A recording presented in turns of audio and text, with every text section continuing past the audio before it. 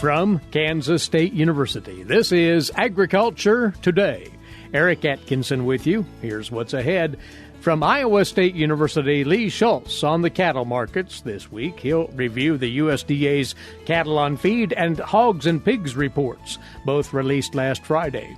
He'll also talk about managing volatility in the cattle markets with a new online tool that'll be of great help there, he says.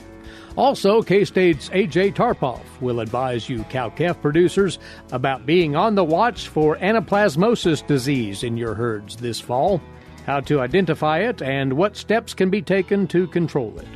And on this week's 4-H segment, K-State's Diane Mack and Jill Martinson will discuss with Jeff Wickman the need for adult volunteers as the new 4-H year gets underway. It's all here on Agriculture Today.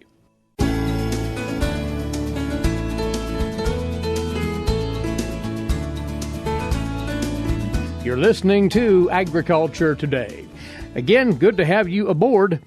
The cattle markets are our first subject of the day, and we'll talk now with livestock economist Lee Schulz of Iowa State University. He's a regular contributor to this segment. We've USDA reports and we've market volatility to tackle in our conversation today, Lee. But a quick glimpse to the markets this past week. The fed cattle market, well, there's very little movement there once again this past trading week. Yeah, we've seen a lot of sideways trade from the cash market. We were in that 123 to 124 range. To give some perspective, a year ago prices were 105 and 165 dressed. But I think we may be starting to build a bottom here. The fundamentals are suggesting we're going to see some tightening in these supplies. You look at the spread from October to December in live cattle futures, it's over $5. You get into February, you're looking at $10, more like $14 into April. I'm just sensing that we're kind of starting to set that bottom, and we're likely to see some price movement or at least some appreciation upwards. Are we seeing hints more of that in the deferred contracts then, Lee? We've been really staring at very optimistic deferred contracts, and I think that really points to these fundamentals that we're expecting the tighter supplies. Now, the short-term issues, I think, have what kept prices rather steady. We've seen higher corn prices. We've seen drought conditions, which have jockeyed around cattle trade a bit. And so I think that's where we've seen some of the pressure on the short-term contracts. But as we get out longer, I think that the understanding is we're going to see those tighter supplies and that leverage shift back to the cattle producer. Then where will these new numbers from the USDA's Cattle on Feed report fit in? For they were not exactly expected, at least on a couple of levels. The surprising one was the placed on feed in August. Pre-report expectations had that down slightly below a year ago. We did have one extra day in August, so we always got to make that calculation. The surprise was it came in 2.3% above year-ago levels and came in big above 2019 levels. And I like to compare to that because of COVID issues we've seen last year. When you dig into the data, though, I think it does make a bit sense. We got to remember that back in August, we've seen corn prices at least start to steady. We've seen December fed cattle futures reach a high of 138. So I think there was some optimism back then.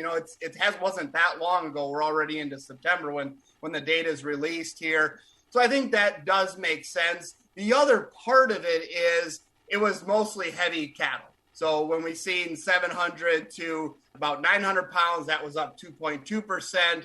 Over 900 pounds was up about 15% compared to year-ago levels. When you look at where those came from, it was the western part of the United States. So as we're dealing with drought, it has improved here in September here, at least in the northern plains and Midwest.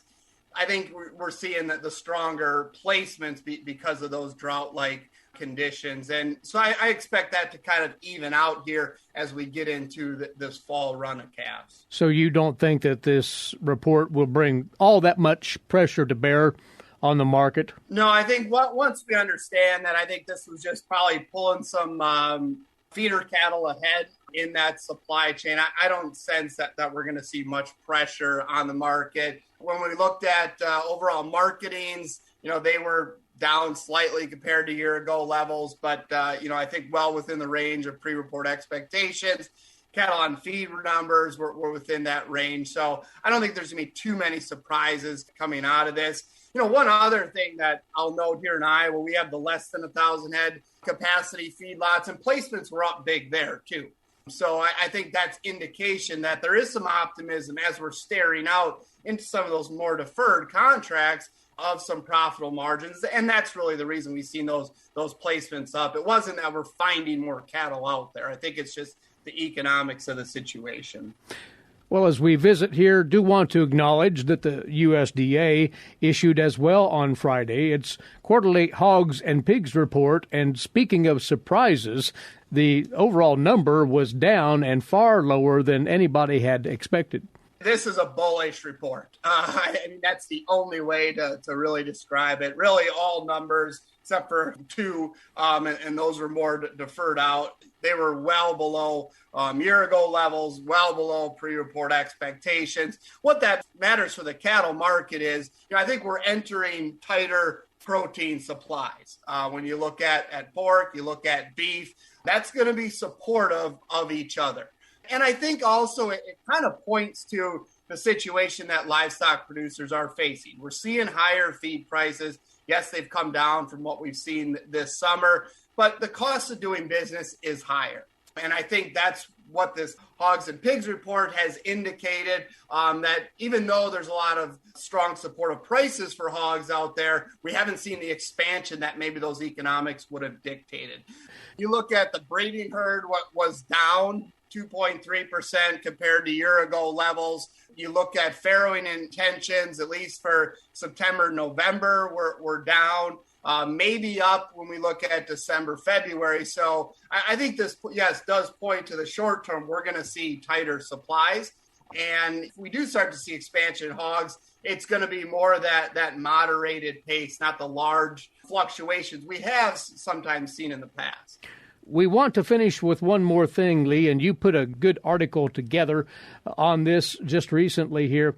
It's about managing volatile markets, and that, on the very face of it, sounds like a daunting task.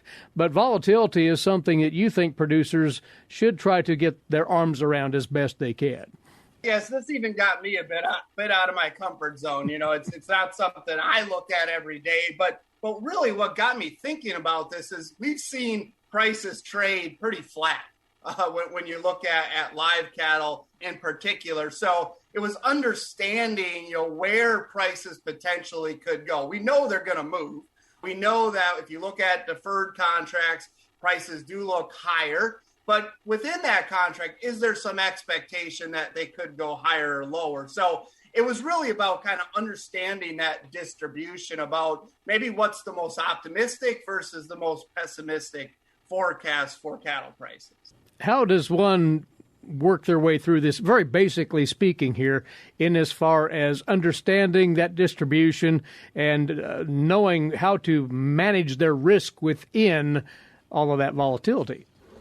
Well, I think it simply said is you can look at the premium values or the costs of puts and calls in the market. So think about puts would protect against prices going lower and calls would protect against prices going higher. And that's really the consensus opinion in the marketplace of insuring against that price ceiling or price floor.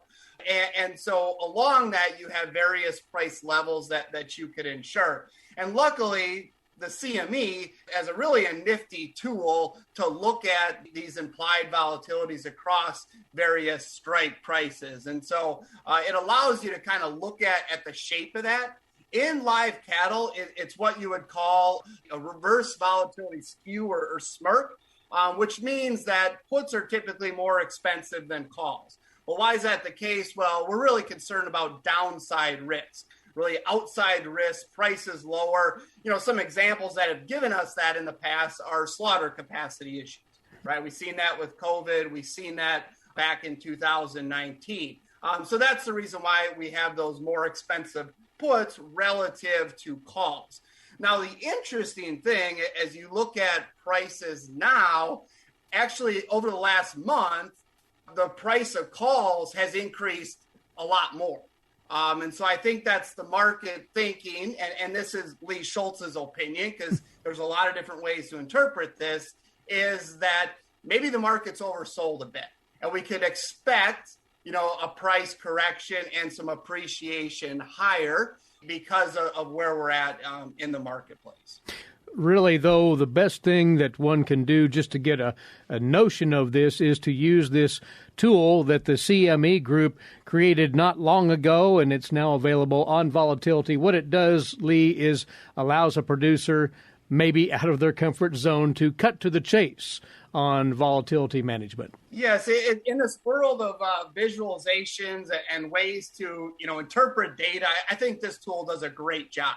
It allowed me to really kind of understand the issue and quickly, look at how things have changed over time. It's not going to give you a perfect price forecast, but I think it gives you just a sense of what the market thinks prices could do. And it really should be in, one of those tools in your toolbox that you look at when you're thinking about what is the risk in the marketplace and where should I maybe be doing some price risk management? Is it prudent to potentially buy a put, or do I think the market may be going higher and, where I may be putting that floor price in? Producers, check it out. It's on the CME Group's website. It's called the Quick Vol tool. Very instructive in as far as managing volatile markets and the risk therein. Lee, we always appreciate your comments. Thanks, and enjoy the rest of your week. Thank you. Livestock economist Lee Schulz, Iowa State University, on the cattle markets, here on Agriculture Today.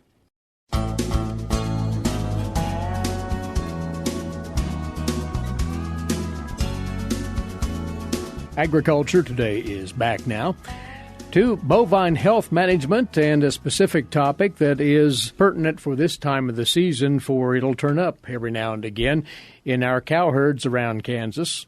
We're talking anaplasmosis with A.J. Tarpoff, beef veterinarian with K-State Research and Extension.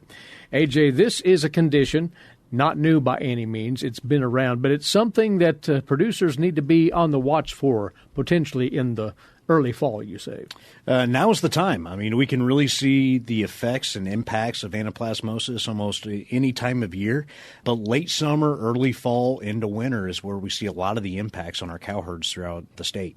And for those of you that, anaplasmosis, I would hope most of the listeners and most of the producers in Kansas are well aware of the risks associated with the disease anaplasmosis by now.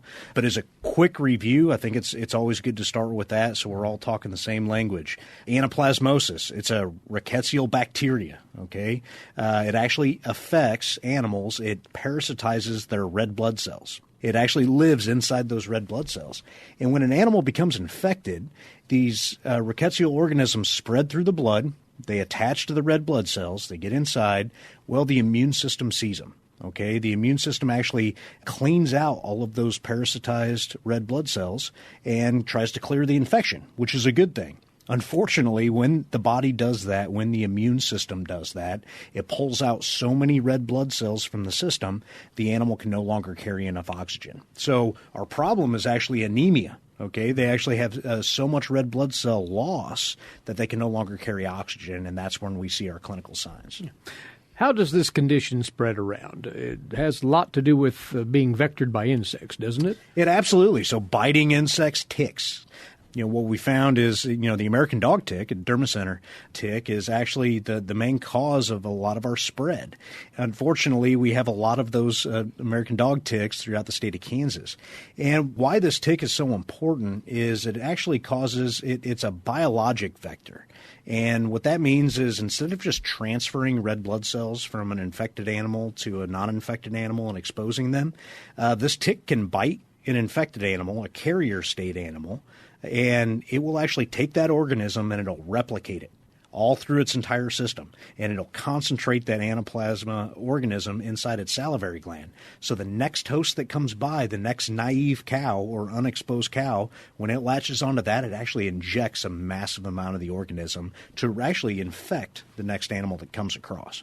As we talk about means of protecting the herd from anaplasmosis, there may be other transmission points as well. We'll get into that. But the telltale signs, anemia in the animal, and it can be much worse, actually. It can. So usually the first clinical sign we see, unfortunately, is acutely dead animals in the pasture. Okay, these would be older animals, typically 2 years of age or older. Go out and check the herd, and all of a sudden we might have 1 or 2 or 3 that seem to be acutely dead within the past day or two. That's a telltale sign. We need to figure out what's going on. That's when it's prudent to contact your veterinarian, especially this time of year, to understand, are we dealing with an anaplas issue? Because then we can put some mitigation strategies. Now, if you are seeing dead animals, immediately start looking around.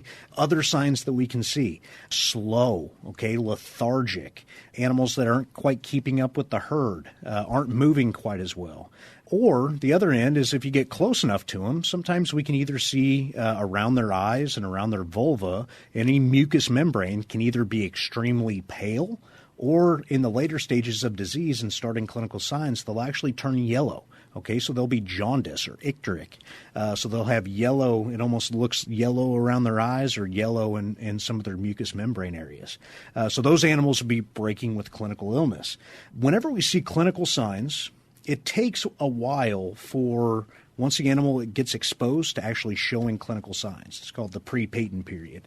On average, and then there's a big, it can take up to 70 days, but on average it's about a month from exposure to clinical signs. So if we're seeing them, making sure that we figure out who's affected, what's affected, trying to get a diagnosis, and your veterinarian can help with that on necropsy on some of the animals that may have passed. But we're trying to paint the picture on pinpointing when they got exposed, how they got exposed, but now it's kind of what to do with it. Is there any way of treating or otherwise alleviating the condition? Yeah, so I think it's good to kind of, once we understand we're having it, we're trying to control it. Let's talk about treatment first, and then we can talk about control. Okay. Treatment. We have an active clinical sign. We have an animal that's slow, that's lethargic, and maybe it's a little jaundice and has yellowing, showing all the classical symptoms, but it's still alive. First and foremost, we need to be careful. These animals are low on oxygen, and animals that get low on oxygen can be very unpredictable. This could be the most mild, gentle-natured animal in your entire herd. She can get extremely violent whenever her brain isn't getting enough oxygen. So we do need to be careful when handling these animals. So our treatment, if we can safely handle these animals, be able to apply treatment. Mainstay treatment for years and years has been injectable oxytetracycline. So LA, 200, 300, biomycin, those types of products are very effective. Obviously, work with your local veterinarian. They will be able to, direct you on, how to treat them, when to treat them, and to be able to have availability to be able to purchase some of those products from your local veterinarian. There is another newer product that is currently available. It's a conditionally approved product, so it's not fully approved for, for everything. It's a very specific product. It's called CA1 Baytril. So it's an enrofloxacin product that is injectable. Many of you may be familiar with Baytril. So this is a conditionally approved Baytril that actually got approval for treatment of clinical signs of anaplasmosis. So you might want to look into that, but that latter option should be routed through the veterinarian for sure. Absolutely. All of these treatments, all measures, should really be routed through your local veterinarian. They will be able to give you guidance on, what they recommend, especially in your area for these active clinical cases. Now, there is another alternative, actually providing CTC directly to the animal orally, is there not? So, yes, that's when we're moving into the control mechanisms. When we're talking about antimicrobial use and control of anaplasmosis, there is a label for feeding chlortetracycline to cattle. And that is for specifically the control of anaplasmosis, not the prevention, not the treatment. It falls under the veterinary feed directive, which you will have to get from your veterinarian to be able to feed, get the approval to feed CTC in a very specific way to the cattle for control. Some producers choose to use that product throughout the entire vector season.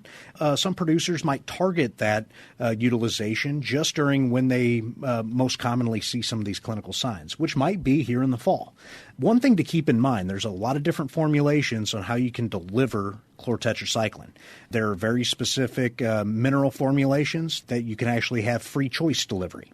There's also hand-fed mineral, or it can actually be mixed into a feed or mixed into a ration or a supplement and delivered on a daily basis. Regardless of your mechanism, there is a slight difference in efficacy. Okay, unfortunately, our free choice application, each animal within our herd, and I'm sure producers that are always refilling the mineral, they can see this, that mineral consumption is not always consistent both by animal and by the herd throughout the entire season. So kind of when we need it most, it may be prudent to actually change the delivery mechanism to be able to hand deliver that on a daily basis to ensure that we have as reliable as we can blood levels of CTC when we need it most. The other part of prevention is making sure that we, people, are not inadvertently actually infecting animals. And we can do that through needles.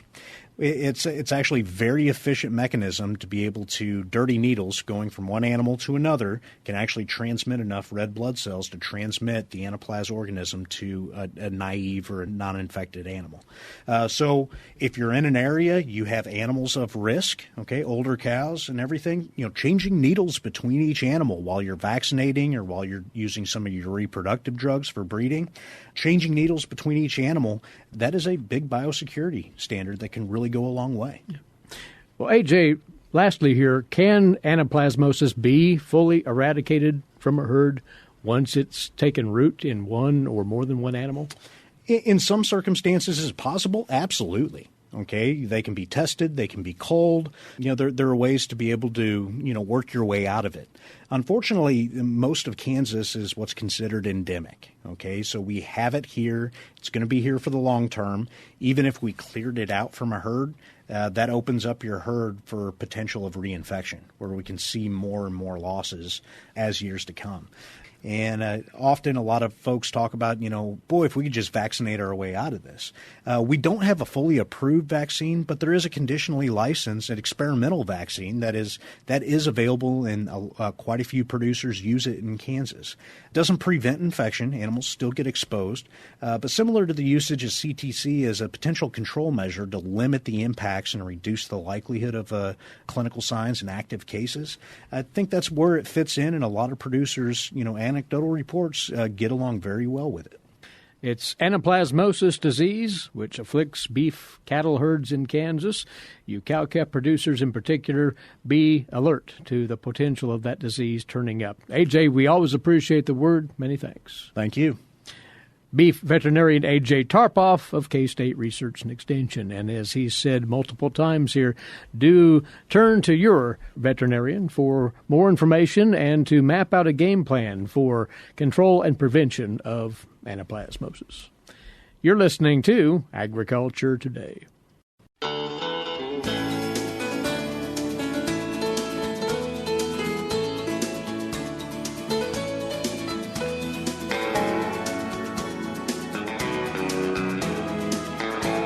Welcome back to our Monday edition of Agriculture Today from the campus of Kansas State University. Eric Atkinson here, and now to today's agricultural news headlines for you.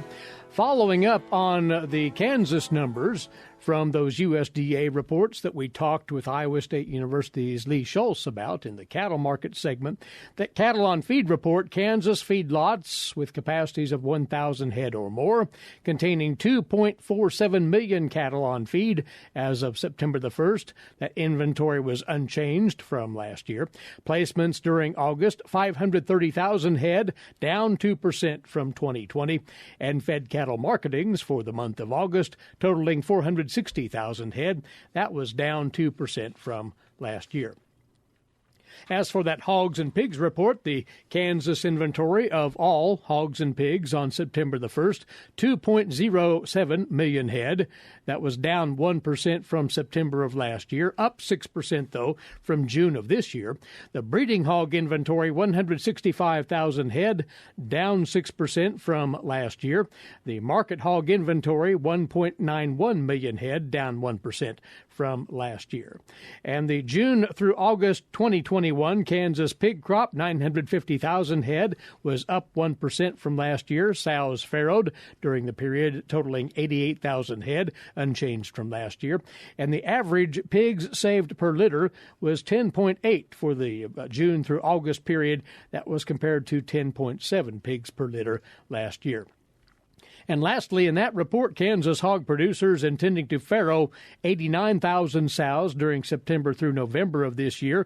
That would be up 5% from the actual farrowings during the same period a year ago. Intended farrowings for December through February, 88,000 sows. That would be up 5% from the actual farrowings during the same period a year ago. Well, meat prices appear to be leading the way in food price inflation. Will shoppers start to see lower prices at the meat counter later this year? One USDA economist weighs in on that in this report from Gary Crawford. If you buy meat at the grocery store, you've probably noticed over the last year and a half, prices keep going up and at a pretty good clip. That's not going to slow within 2021. Economist Carolyn Chelius tracks food prices for the U.S. Department of Agriculture, and she says compared to this time 1 year ago, we're paying 12% more for beef, over 6% more for poultry, and almost 10% more for pork. What's contributing to the higher prices? Chelius says first, the cost of feed for livestock is up 20 to 30%. Plus, transportation prices have been high. Demand is still extremely high, both domestic and international, for products like meat. And then supply has been lower to stable, I'd say. Chelius is forecasting price hikes for meat next year as well, though maybe the hikes will be smaller, maybe. We'll see. Yeah, after all, it's a bit early to accurately forecast what's going to happen a year from now, right? That is true. So as you and all great forecasters say, Carolyn... We'll see. Yes, we'll see. Gary Crawford for the U.S. Department of Agriculture. And the College of Veterinary Medicine here at K-State has announced that Kansas State University and Elanco Animal Health are combining efforts now to tackle innovation for companion animal and livestock health. This is a 5-year strategic alliance agreement between the university and Elanco. It'll allow for collaborative research and intellectual property licensing for commercialization activities. Researchers will focus on activities supporting sustainable practices in livestock production and pet health, vector-borne and emerging disease prevention and treatment, and advanced understanding of the microbiome in animals. Elanco will be collaborating with K-State faculty as well as sharing its scientists in K-State laboratories. They'll utilize specialized research resources to engage in fundamental and applied collaborative research. Through this partnership, Elanco is to support K-State graduate students, fellows, and faculty and facilitate an exchange of expertise through researcher exchange programs. Well, glancing at this week's agricultural calendar, it is not too late for you cattle producers to make plans to attend the 2021 Beef Stocker Field Day here at K-State. It's coming up Thursday, and Agriculture Today's Shelby Varner has more. K-State beef cattle specialist Dale Blassie discusses the different presentations that will take place for participants. Blassie says the program will open with a producer panel. Over the last several years, Beef Magazine has sponsored an annual National Beef Stocker Award. You know, in Kansas, we're certainly no shortage of leaders in this particular sector of the industry, and we're fortunate to have Mike Collins from Hamilton, Kansas, and Rich Porter from Redding, Kansas. In addition, we have Dave Steinbecker Jr. from Perryville, Missouri, and John Paul Pendergrass from Charleston, Arkansas will be on this producer panel to basically address what has worked for us and what we see into the future. So it's always good to try to glean as much information as we can from folks that have distinguished themselves in our industry. After lunch, 2 speakers will address a couple of important aspects of feeding newly delivered stocker calves. This year our sponsor is Huva Pharma. Dr. Joe Dickinson, one of their tech vets, will talk about how you can manage BRD and coccidiosis effectively with receiving rations for calves coming into the backgrounding yard. We've invited Dr. John Richardson from West Texas A&M University to talk about some of his very novel approaches to starting newly arrived calves on feed. I thought his research would certainly be of interest to our producers to hear his thoughts and to see if potentially they may be able to modify their feeding approaches to what he has to say. So I'm looking forward to hearing his message. Concluding the program, a K-State beef veterinarian will share information from his brand new research. Our extension beef veterinarian in the department, Dr. A.J. Tarpoff, he recently completed some research just the first part of this year looking at multiple castration methods in stocker cattle. And Dr. Tarpoff and others in the College of Vet Med took a rather novel approach using thermography to actually measure the healing process and collecting testosterone to quantify the effectiveness of castration. And so I'm very much looking forward to the results of what he has to share with everyone. K-State beef cattle specialist Dale Blassie, previewing the upcoming K-State Beef Stalker Field Day. To find out more information on this event, go to www.ksubeef.org. I'm Shelby Varner. Thanks, Shelby. And if you've not registered for the field day yet, you might want to give Lois Schreiner at K-State's Animal Sciences and Industry Department a call as soon as possible. Lois's number 785-532-1267, 785-532-1267. Inform them that you're attending Stalker Day at K-State this Thursday. This is Agriculture Today.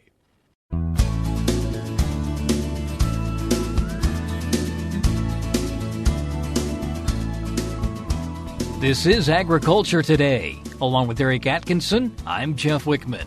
The new Kansas 4-H year begins on Friday.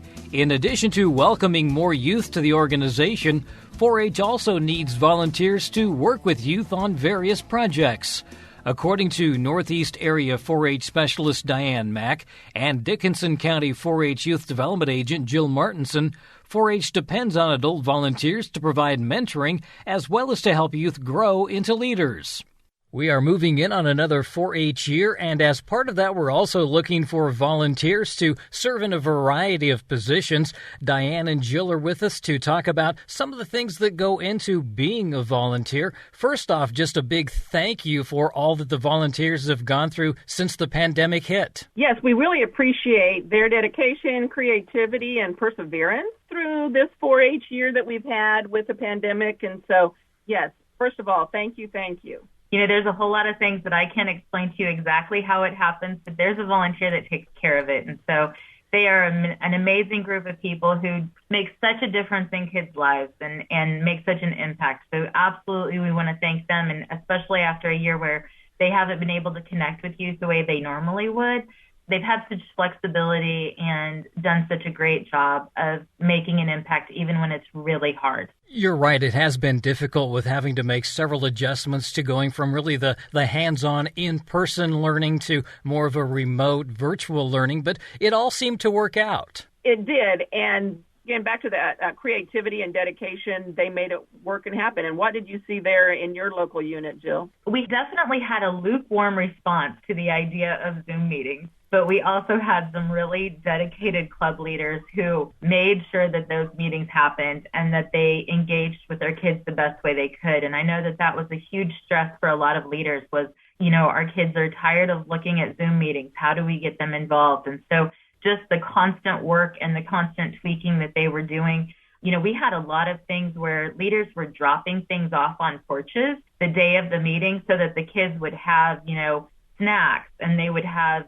activities that they could do together then when they were on Zoom. And so making that personal connection so that when they connected virtually, they had, you know, kind of a physical way of doing that. So just some amazing work on the part of our leaders in organizing things and being ready for a different type of learning. What is the process then for becoming a volunteer for 4-H? There is a formal process that involves a volunteer screening because we want to make sure that our volunteers are ready to come into the position that they're volunteering for, that they understand what the expectations would be, and then also that they have, the formal things like references and background checks and the things that we need to have to make sure that we're putting our youth into safe situations and that our families are protected in that kind of a way. And so that's a process that our local agents can definitely walk individuals through if they're interested in becoming a 4-H volunteer and making that kind of an impact for kids, because we know that a lot of our volunteers were started are passionate over something that sparked their interest, especially when they were a youth. And so they're able to take that spark and spread that to kids and to help them also develop a passion for something that could potentially even lead to careers or to skills that help them in careers. And so we, absolutely encourage those volunteers and want to see them come into the program so that they can make that kind of a difference in the life of young people. I know that a lot of these volunteers do have some expertise in certain areas, but there's also a number of resources available through 4-H. If you're maybe not someone who is considered an expert, there are other ways to help and be a volunteer. Absolutely. So we have curriculum series that are available through most local units. We have a wide variety of resources available through the land grant institutions that are available online and then also within the Kansas 4-H system. And one thing that a group of agents and specialists have been working on especially this year is developing what we've called Club Corner and the Clover Classroom. And those are two places where families and leaders and volunteers can go to find information about certain projects, to help guide kids through those projects, and then also to help organize club meetings in a really meaningful way and to have ready resources available to help them with all those different things that can help make a club experience really powerful. Because we know through the research that's been done on the 4-H program that club experience is where kids really, really gain the strongest impact in making a difference in how they see themselves and how they see the world around them. The hands-on learning we've mentioned before, we're kind of getting back into that again, and that's something that really seems to work well with this age group. Oh, absolutely. I mean, you learn by doing, and so that's our motto, and that's what happens. So by doing a project, you're learning every single part of how it happens and having to think through that process. So, yeah, absolutely, the practical doing is really important, and that's been hard with distance learning, but our volunteers have done such a great job of it. We want to thank them, and those who haven't stepped in yet to that volunteer role, absolutely, we encourage you to become a part of that dynamic learning. You don't have to have a child in 4-H to do this. If you are a 4-H alum or someone who just has an interest in helping youth, it would be worth checking out the multitude of opportunities there are to be a volunteer. Oh, absolutely. Yes. Some of the best experiences I've ever had have been as a 4-H dog leader. That's where my spark was when I was a youth, and that's something that I'm still motivated by even this day. So absolutely, if there's something that you're passionate about, there's nothing more powerful than sharing that with a young person. And some of our projects do take very specific talents or knowledge bases. And so, I mean, like dog and geology or entomology, some of those pieces, and even our food. So, when you think about 4-H and all those different opportunities, there's just an array. So I would just encourage, if someone out there that, has this passion, has this spark, to go ahead and contact their local extension office to just inquire about how could I work with the young people and continue that passion that I have with young people. Diane, I should also mention the fact that you have stayed on longer than you anticipated before retiring, but your time is running short with Kansas 4-H, and a big thank you to you as well. Well, thank you. Yes, I'm glad I had this opportunity for a wonderful career, met some fabulous people. It's about the people. And yes, if people are looking for an opportunity to become a member of the K-State Research and Extension team as an extension staff member, explore that. Incredible people. And we're going to miss her so much. And she's made such an impact in the lives of youth and professionals. That's Dickinson County 4-H Youth Development Agent Jill Martinson and Northeast Area 4-H Specialist Diane Mack, who is retiring at the end of the week. To learn more about joining 4-H or becoming a 4-H volunteer, contact your local extension office or visit kansas4h.org. And that'll do it for this edition of Agriculture Today. For Eric Atkinson, I'm Jeff Wickman. This is the K-State Radio Network.